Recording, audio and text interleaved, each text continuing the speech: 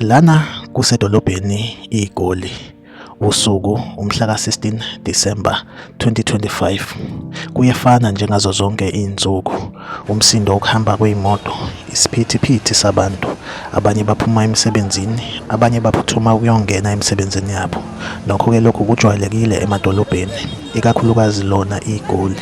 Kulabo bantu khona uDJ Warras uze eJohannesburg njengosuku lansuku zonke, kodwa ngalolu suku ubengazi ukuthi sekufike isikhathi sakhe somhla uphela. uDJ Warras ubesanda kupaka imoto yakhe eduze kwendawo ekuthiwa iCarlton Centre. Akukho nokukodwa okutshengisa ingozi njengoba kuyindawo ayijwayele futhi aqhubela ibhizinisi lakhe kuyo.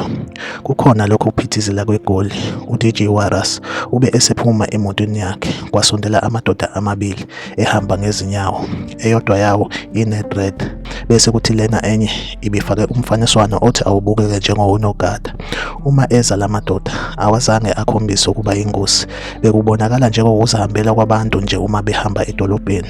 Kodwa akuphelanga imizuzu emngakanani kwashintsha, kwezwakala isibhamu siqhuma kudubula la madoda ebhekise kuDJ Warras. Abantu begijima bebaleka bezama ukuphephisa izimpilo zabo ngekhathi uDJ Warras edutshulwa. Umsindo wesibhamu ubonanela iCarlton Centre yonke. Uthe ezama ukubaleka akazange ahambe ibanga elingakanani ngoba uvele waphelelwa amandla. Labahlaseli abazange bathathe lutho kuyena, kepha nje bebefuna umphefumulo wakhe. Abahlaseli abazange balimale, bavele banyamalala khona esitokweni. Emva kwesikhashana abosizo lokuqala bafikile endaweni yesigameko, kodwa ngebhadi iqhawe bese lingasekho emhlabeni.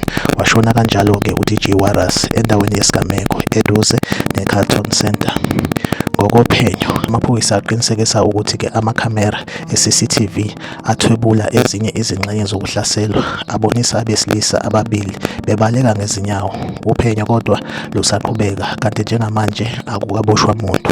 Okuthusa kakhulu ukuthi uDJ Warras uke wayikhuluma eyezinsongo empilweni yakhe ngaphambi kokuba abulawe.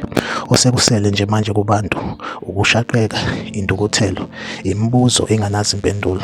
Kungenzeka kanjani umuntu adutshule phakathi nedolobha abantu bebuka, kodwa ababulali bavele benyamalale nje kube ngathi abazange bebekhona? Njengoba lusaqhubeka uphenyo, umndeni kamufi nabalandeli balinde ubulungiswa kuze kufike izimpendulo. Imigwaqo yaseGoli kumanje iphethe inkumbulo ebuhlungu yokuthi amazwi angathuliswa, kodwa iqiniso alisoze lathula. Like ivideo, usubscribe kwichannel, uphinde ucommente kwi-comment section makukhona i-information esiyitholayo ngophenyo mayelana nalolu daba. So phinde futhi sibuye la kule channel sikulethele leyo information. Asihlangabezane ngokuzayo.